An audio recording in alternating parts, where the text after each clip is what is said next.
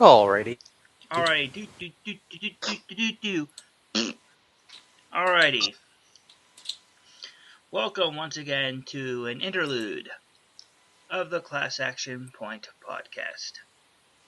Today, we have the players of Dweon and Sidra, as well as the player of Aya, just because, well, nothing better to do, I guess. So, who wants to start with their Dweon or Sidra's players? Well, I know Adam is really big into backstory, so I'll go first and let him finish out the grand finale because I don't know if mine's going to take as long as Adam's is, but Yeah. Well, mine's not going to be super big or anything like that. I mean, I'm big into backstory, but I'm not really, I think, big into like filling up a freaking encyclopedia of Sidras of times since past or whatever Yeah. you want to call it. You don't have a daily log of everything he's done each day. Oh yeah, it's like I've got like it's honestly his backstory is list of traits and then defining moments. Pretty much. So let's get to Dweon then, because I already put Dweon's name at the top of the page. oh sure. Alright. So backstory first of all. okay. Where did Dweon come from? Where did Dweon come from? Dweon, obviously being a goblin, he's been. It's been a kind of strange because from what he was told, his parents found him in I think it was like a burnt out village, goblin village, basically just a bunch of huts. I think his dad was doing a little bit of alchemy research or something in the forest, is what he said, and came across this small goblin village that had been totally overrun by, never found out who, whether it was bandits, monsters, whatever, it didn't matter. But through the rubble and everything like that, his father found a little goblin baby, and seeing that he and his wife could not have any children of their own, brought the child home and raised Dweon as their own child, which proved difficult, even though they dearly loved this adopted child. Obviously, he was a goblin, so not only did he look different. Were his parents human, or? Yes, his parents were human. Both of them were human. Okay. And had been married for quite a while. They were kind of in their, not elder years, but, their middle. Married long enough to realize they weren't going to make kids themselves. Exactly. And it's something that they always miss. Now, they were both very studious, very intellectual individuals. Dweon's father obviously was steeped into alchemy, and Dweon's mother was more into the natural arts, maybe herbology or something like that. And so they brought Dweon home, raised him, taught him, mostly kept him inside most of the time, because anytime he was out in public, not only was he kind of looked down upon because he was a goblin, but he also had those nasty little goblin traits that they had to work through, like his like not flushing when he used the toilet, or not using a toilet for that matter. He was very socially awkward. He was potty trained. The goblin trait was just that after being potty trained, he never learned how to flush. Yes. Or wash his hands, or bathe in general. He was also he also bit people quite a bit. and very socially awkward. Didn't know quite how to deal with his peers, which only made the situation worse. So, I think his father, Dweon always had this, he always suspected that his father, because his father wasn't really, not a cold individual, but kind of a distant. And Dweon always got the impression that his father almost looked at Dweon as a social experiment. Like, oh yes, we can bring up this goblin as a human, and we can succeed by just using our, intellect to do this. And his mother was really the nurturing one of the family. So fast forward, Dweon lost himself in books, lost himself in alchemy, kind of separated himself from society. His parents tried to socialize him a little bit. Most of the time it just didn't work. And eventually it got to the point where Dweon was getting old enough to get out on his own. And there was a few situations involving his peers that it was kind of that Fresh Prince situation where Dweon got in a couple fights, and his parents were like, "Okay, let's get him out. Let him." Instead of sending them to an aunt or an uncle, they sent him to this school. It was still in Bel Air, though. It wasn't. Well, yeah, it was. The swine dimples in Bel Air. So that's kind of the long and short of it. Dweon is kind of trying to. He's kind of, using this school as kind of a new blank slate, trying to get away from some of these habits that he has, such as stealing, biting, lying, thieving, all those wonderful goblin things. And trying to actually just try to make some friends. And sometimes he succeeds at that, and sometimes he doesn't. So. All right. So, while we're at it, does he have any goals? The goals that Dweon has right now, as far as short-term goals, is he really does want to make his parents proud.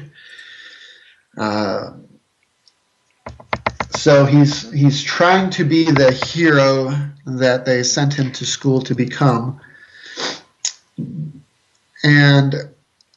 But he also has some goals of he really has this grand dream of being this master alchemist. That's one of his passions, is just to learn as much, get as many formulas as he can, develop his skills, and hopefully one day come up with his own alchemist formulas to, in his eyes, become very powerful. To make the Philosopher's Stone. That would be pretty awesome. Or something, or some equivalent thereof. Yes, that would be awesome. He sees alchemy as a way of kind of the great equalizer. Where someone small and outcast like he is can become powerful. Okay. And plus he just loves the science behind it all. Okay. Got it. Any what other things I want to ask? Any other character traits, and what does he find? What is his important to him? Let's see. What's important to him? Food is important. He is constantly. I don't know if he's battling it so much, but it's like two sides of the same coin, where the one side he wants to give in to all the just basic desires, but he also, his father mostly has kind of ingrained it into him that he needs to be disciplined, that he needs to be socially acceptable, and that sort of thing. So he's having like issues with the two sides. exactly, he's having issues versus human. Exactly, and he's hoping that this school will help him. I think his parents are actually hoping this more than he is, that the school will help him to kind of flip over onto that good side of the coin, if you want to call it that. The less goblin side of the coin. But as far as Dweon's concerned, he's it's a little bit of a battle, but he doesn't fight it too much. Okay.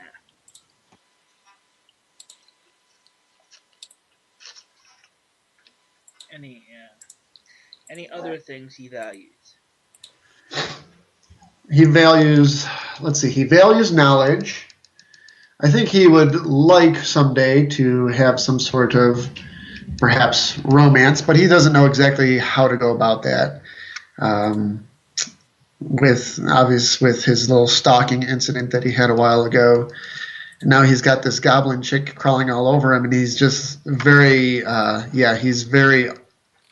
It's awkward is an understatement when it comes to dealing with anybody of the opposite sex.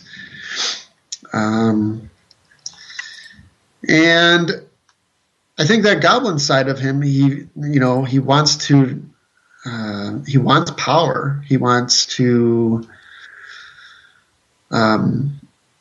get back at all those that perhaps Spited him. Yeah, spited him. That's a good way to put it. But then again, like I said, on the other side of the coin, he knows that probably, that would not be what his parents want, and that is not what society wants. So, I don't know. He could go either way, I suppose. Power versus expectation? I'd say power versus maybe a social expectation, not his own. It's a battle between, for lack of a better term, good and evil. I guess I'm trying to think. He would be definitely kind of chaotic neutral, but on the line of trying to be chaotic good. Chaotic good, yes, exactly. So basically, he's kind of in that nether region of chaotic but not evil. Right. Trying to do something better than it. Right, but he is also. I do see him as being. This is kind of a new situation to him because he's never had people that kind of accept him. Like this group has kind of accepted him into their group. He sees them as friends, and so he's not he's very of. He's trying to decipher if this is true, and he's feeling very loyal to this group because of that. He's never had a group of friends. Never had real friends, and it's like a first, and he's exactly. And so he is, having these feelings of really deep loyalty to this group. So yeah, this is all kind of new to him, which it's confusing, but also very exciting. Okay. Alrighty. Anything else for Dweon?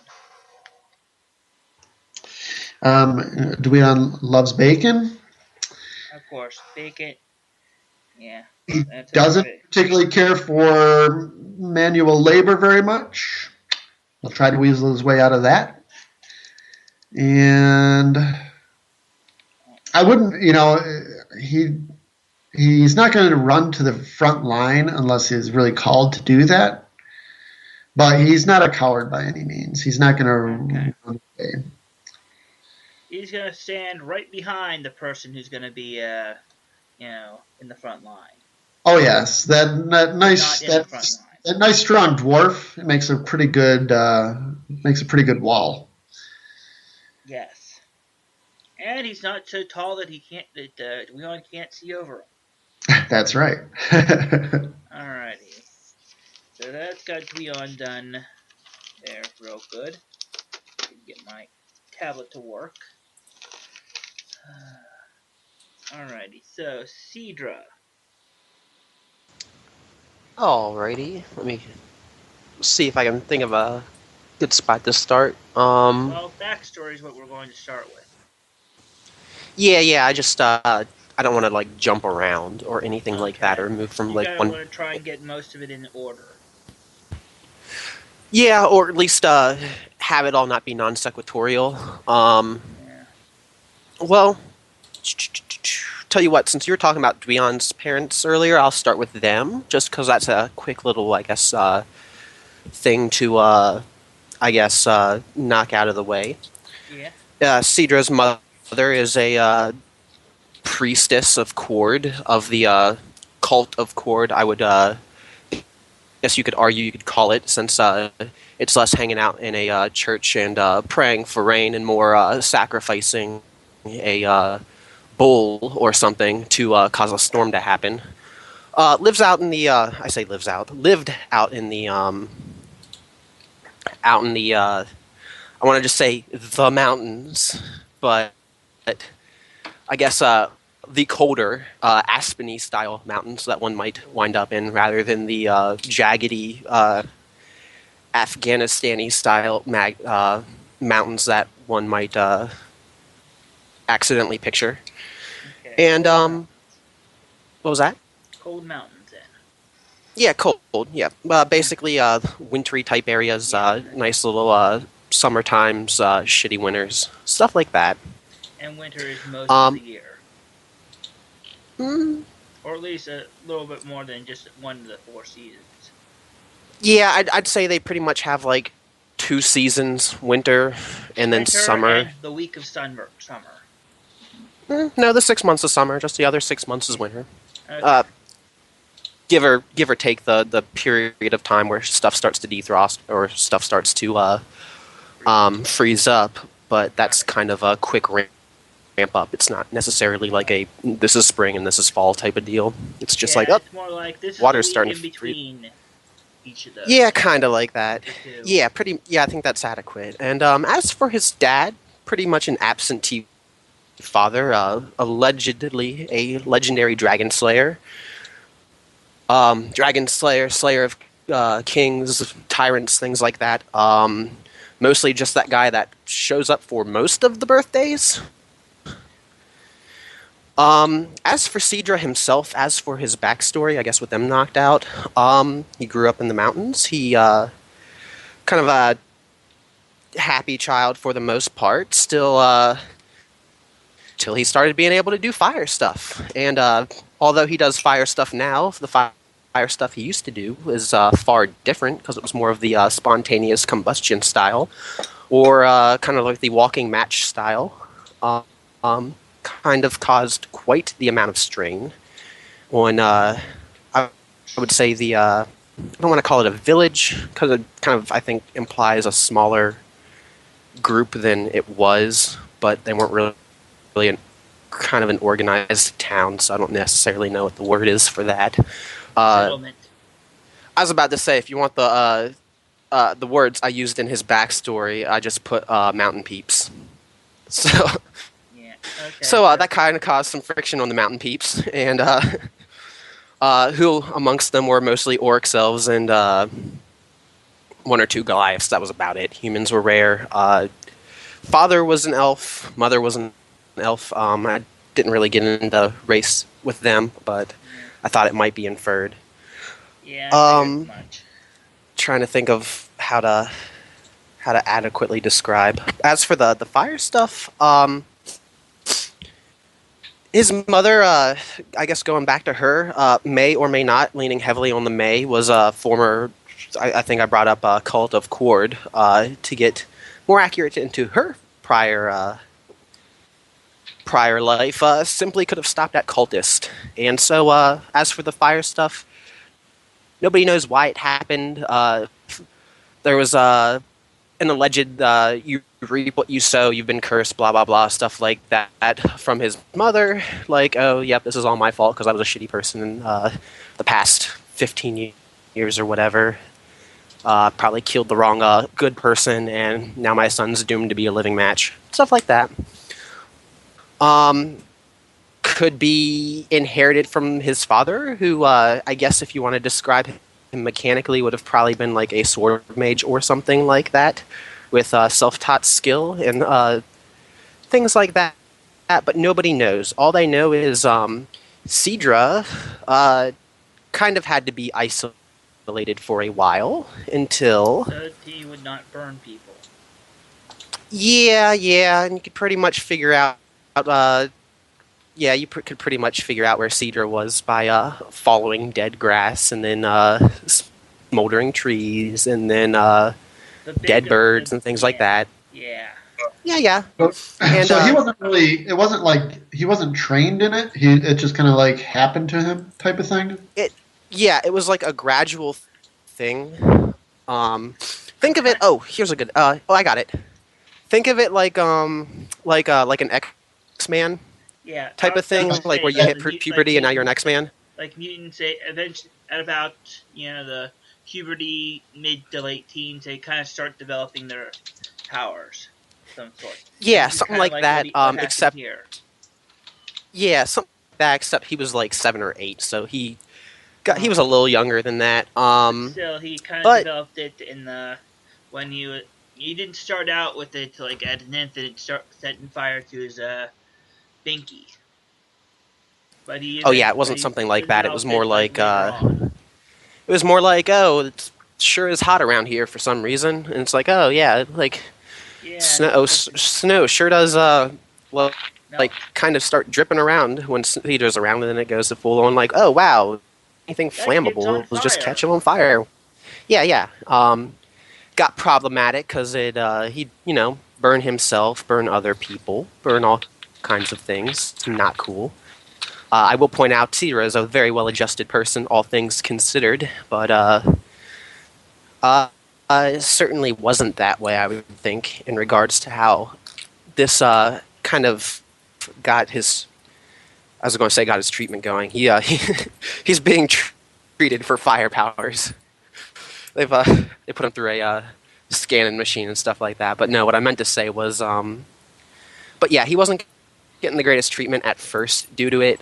Speaking of his father showing up kind of only for most birthdays, it was kind of I'd say the longest period in Sidra's life was pretty much like one birthday his dad shows up and it's like, oh, I will help you, blah, blah, blah. This will be all right. We'll work through this kind of moment. And it's like... Yeah, they had a training montage. It lasted for a few weeks. Kind of a bunch of like slapping in the face, like, nope, you're doing it wrong. Nope, you're doing it wrong. Nope, you're doing it wrong. Hey, you're getting it together now. And it's like, oh, I must go now. I got to do things.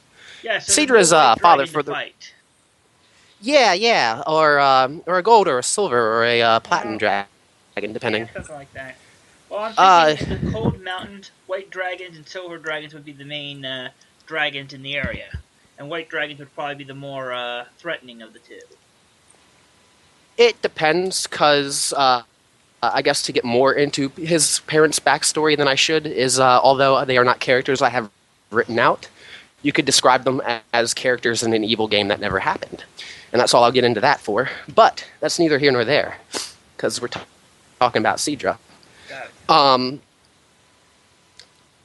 At least his mother's kind of shipped him off over to the Bel Air branch of Swine Dimples, just because although Sidra's kind of worked through his issues, it's basically a matter of focus. Like, focus it somewhere, constantly focus it somewhere, and it will constantly be focused somewhere.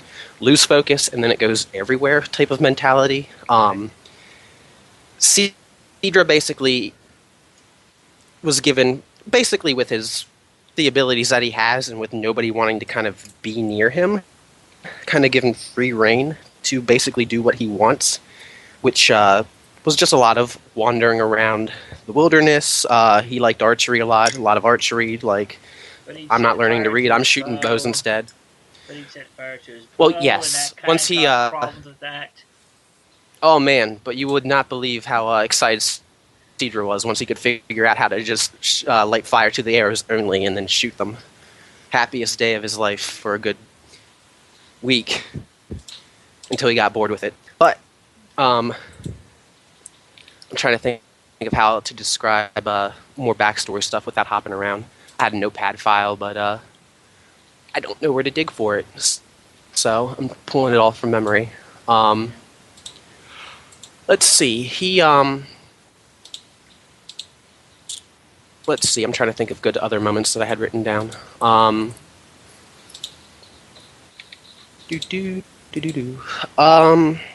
I know one. Prior, of course, getting kicked out over to like swine dimples and stuff like that. Sidra was kind of starting to become kind of unruly. Yeah, he was like kind of focusing his fire like abilities towards like, oh, okay, cool. If I'm like training like sword fighting, shooting stuff like that, I can kind of figure out how to like direct it. But when that's the only way you know how to direct something that you can't control, you kind of get a bit antsy and combative towards other people. So you got a few fights. Yeah, I got into fights, stuff like that. Thankfully, didn't burn people badly. Uh, Mildly, I think, would be the best way to describe it. Yeah. He didn't really have people at the village scared of him per se. I know his mother's status gave him a lot of immunity, or in the group of mountain peeps, kind of gave him a lot of immunity. And people were kind of like, they understood, like, okay, yeah, this kid's obviously not doing it on purpose. Like, yeah, okay, we have literal gods and stuff. We're not going to freak over a kid having literal fire powers that can't control it type of deal. Like, so people were kind of okay with him. It's just they didn't make the choice to go near him. Just it's like, oh yeah, that kid over there has problems. He's working through it. That's okay. We'll be over here though. Like, just so Sidra's kind of I think for his own best mental health and interests, and just basically because he simply could not be handled at the time, got shipped off to Swine Dimples. Basically, there he's going to get an education, whether he likes it or not. He's not liking it, but he's going to get one. I'm trying to think. He also will be surrounded, or is surrounded by people that, if he ever goes wild or like, basically, like goes nutso or like just does something completely out of left field, like there will be plenty of people there to rein him in and do things like that, and they basically keep him under wraps. And so it was basically a this is in your best interest, we're sending you to military camp style maneuver that he is not happy with anybody about, even though he is rather happy that he has friends. Actually, he had one or two friends at the village, inconsequential for the most part, as most pre-adulthood, although you're past adulthood technically. They were But as most pre-adulthood friends. More like they were the ones that like stuck around after he started working through his issues. Yeah.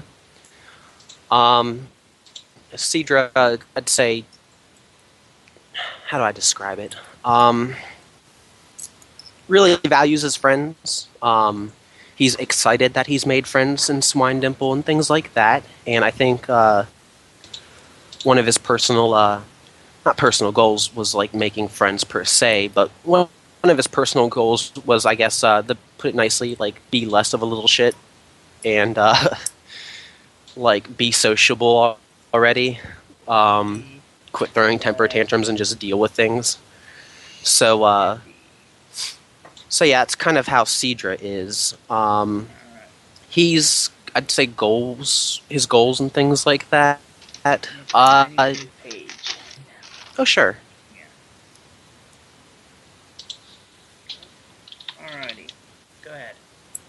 Um, Goals wise, I'd say he's doesn't have great aspirations. Like he doesn't want to be, like to use Dweon's example, does not want to be a master alchemist. He's more the sort that he kind of just he would be happy if he could like go off somewhere or do some sort of great task that involves like a sword or something, and like if he doesn't get paid for it, so be it. If he does, all the better. And if he gets no fame, no one cares. Certainly not Sidra.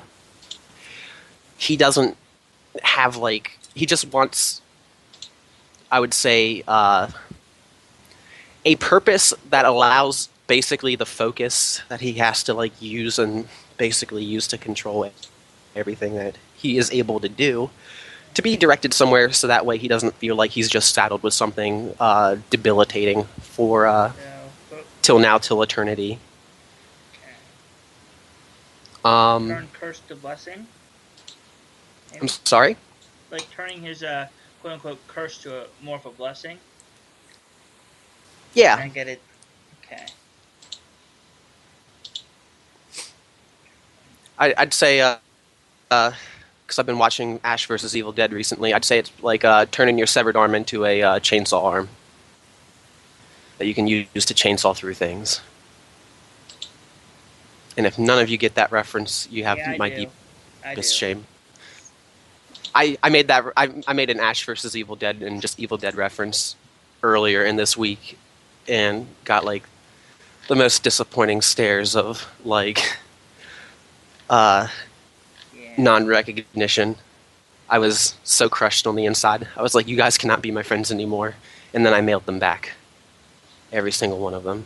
Back to their own homes where they cannot stare at me with those awful glares again. Mm-hmm. That might be a little bit hyperbolic. I only mailed one of them. Anyway, I know you asked Dweon a few questions. If you have any questions that might jog my memory of something backstory-wise I might not have thought of. So your goals are basically to be like do some great deeds, turn your curse into a blessing. Those are kind of more long-term. Any short-term goals? Short-term goals have been partially fulfilled. Getting friends and his initial short-term goal was escape swine nibbles and never return, but he kind of lost sight of that almost immediately with like the typical begrudgingly like, oh, okay, I guess this place is kind of cool after all. Yeah, something like that. A lot of like, oh, I have friends too, type of deal, and it doesn't help, or it doesn't help. Easy for me to say, and it does not hurt that like considering some of the events that have gone that he's gone through in Swine Dimples so far, that it doesn't hurt that those have happened, because those have been kind of like keeping the momentum going of like, okay, yeah, this isn't that bad of a place. This isn't this isn't horrible. Hurt that, several of your friends are fire resistant. Oh yeah, that's been fantastic for Sidra. Although if you get on his bad side, that won't let him stop it, or that will not stop him. As seen at the tournament, where his one short-term goal for that was set Blaze's head on fire, even though it was already on fire. Yeah, I remember that one. Yeah, and that's kind of, I think, where some of that rivalry comes from too. Wait, that doesn't make sense. Some of his rivalry with Team Gorgon and I'm just all kinds of tongue twisters today. Are basically fire people.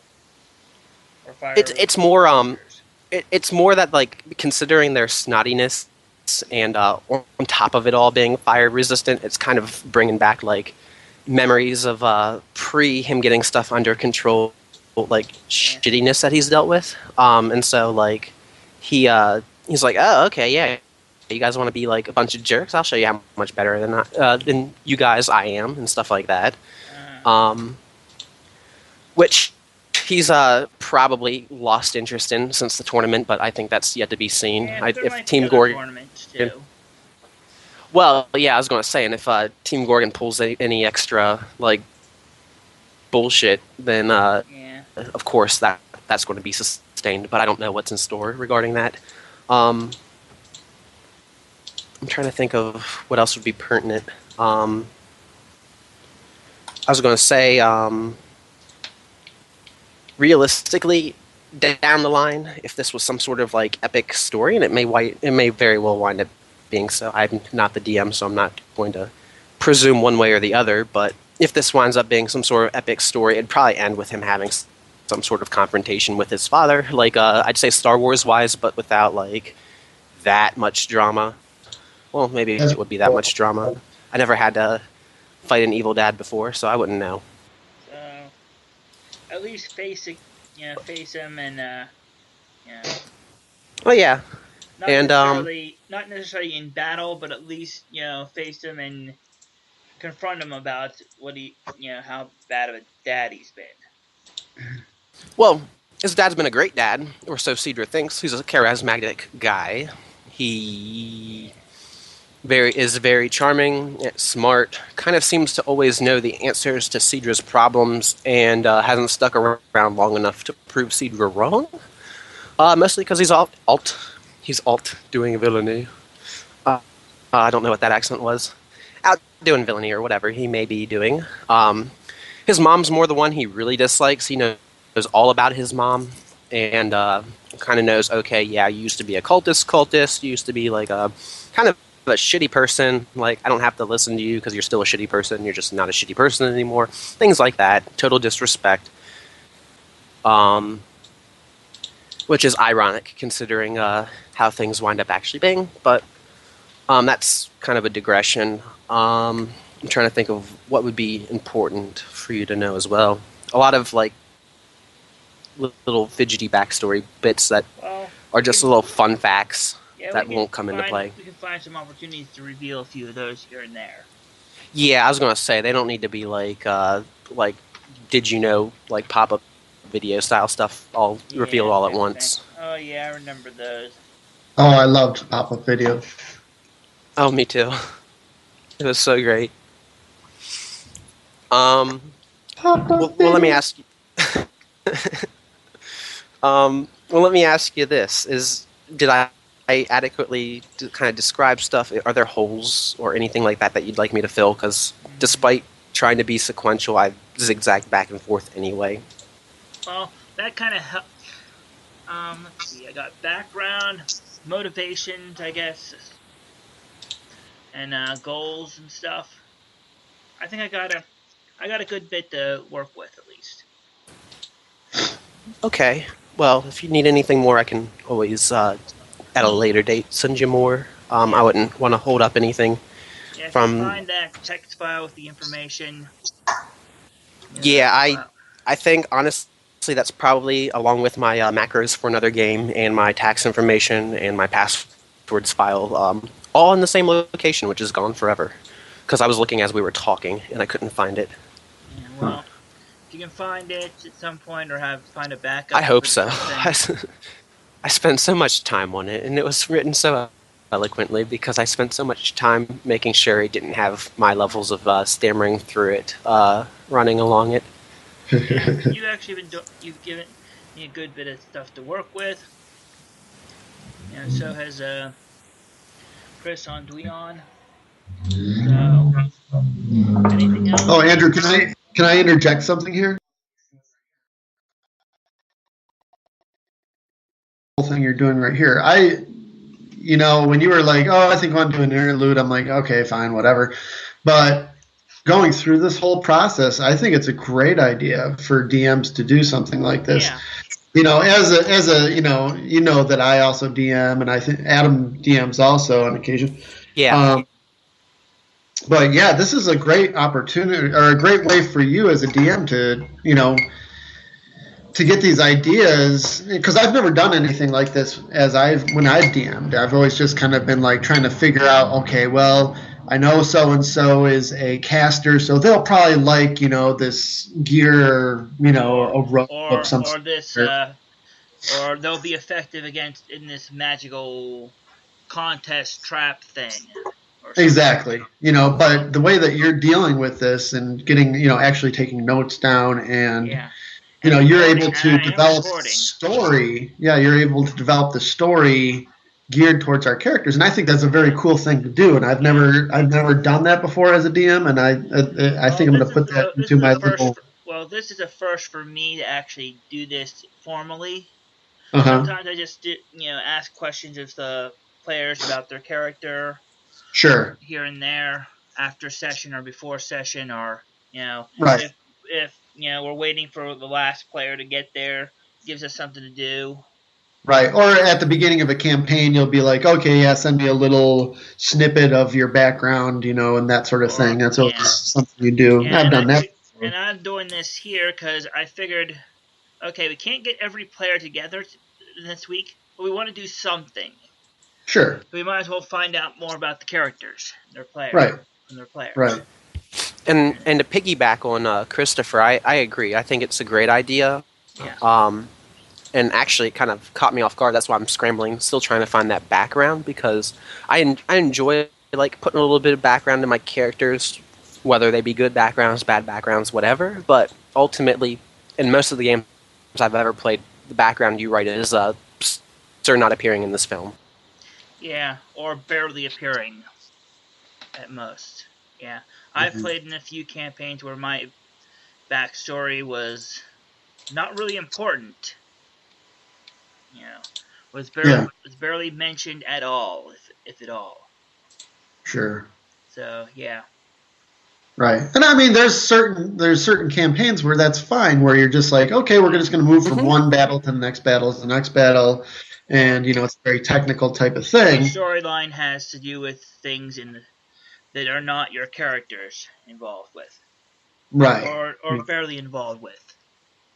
So, but, and I also think, because I'm like, oh, yeah, I've given Dweon's background some thought, but, just talking about it out loud instead of just in my head or writing it down on a piece of paper, it's going to help me with my RP later on down the road. Gives you a few ideas. Oh, yeah, I did mention this. That means he'd probably think this about this situation. Exactly. And it brings almost an accountability to your RPing, where you're like, well, I've said this out loud to other people, and so if I go against what I said before, oh gee, well they might think in their heads, they might call me out on that sort of thing, or you can think on, okay, that was how Dweon thought then. Has he changed that? Right. Since this and this happened. Yeah, and I think that's important, that way you have, not just a one-dimensional character, but a character that changes throughout, especially if it's a long campaign. So, yeah, I think this is actually a really good idea, and I'm going to put that into my little bag of DM tricks and, maybe pull it out some other day in my own campaigns. Yeah, I'm always I enjoy when something in my character's backstory comes up in a campaign or an adventure or something, and it's only happened a few times, but when it's happened, it has been important to me and very and the whole he was listening, he remembered. My DM remembered this about that my character was interested in this, or had this in their backstory. And every time it's always it's a surprise to me, because I've played so many campaigns and so many adventures where, basically I played a lot like the organized play stuff, where it's more about this NPC's, story than yours. Right. Uh-huh. And you're just kind of being like mercenaries or hired to do this, or helping this random person, and at most it might be because, in your backstory you're a part of this organization, that's why you got hired for this. at most. You know, Yeah, it doesn't really. that kind of story is really boring. Yeah, it can be eventually. It can be, especially if it's like every time. I don't mind it, you know, the once in a while, occasionally, but I like to have adventures where my character and who he or she is matters. You know, at least to part of it. You know, Jared can attest to the fact that I've done a lot of things to make characters important and their backstory important in many of my campaigns. You remember when you face basically your other self for some of the in another campaign. You also remember when another character faced like his brother or tried to save their family. All those Maybe. kind of things. Well, it's been a while since that campaign, but still, I have done a lot to help to have characters and their backstories and personalities matter to the campaign, and have things that would be important to them show up too. I still remember when all these kind of things that have happened. I remember when you faced the first time you faced well, without giving much away, since that might occur in this campaign, you faced someone with your own face, or so it seemed. Based with a complete custom monster based on your character and how to kick that character's ass. But yeah, I do a lot of that kind of stuff to make characters important. And if you face a foe, it'll be from a backstory. It'll be custom tailored, at least partly, to your character. So, anyways, anybody have anything else they want to talk about before on this subject? Anybody? I know I think I covered everything I wanted to say regarding Yeah. all Yeah, that. as far as my backstory and stuff goes, I think it's enough for people to chew on with Dweon. Yeah. Anything from you, Jared? Not I. Alright, then I think we're gonna finish up the recording real quick. In 3, 2, 1, 0.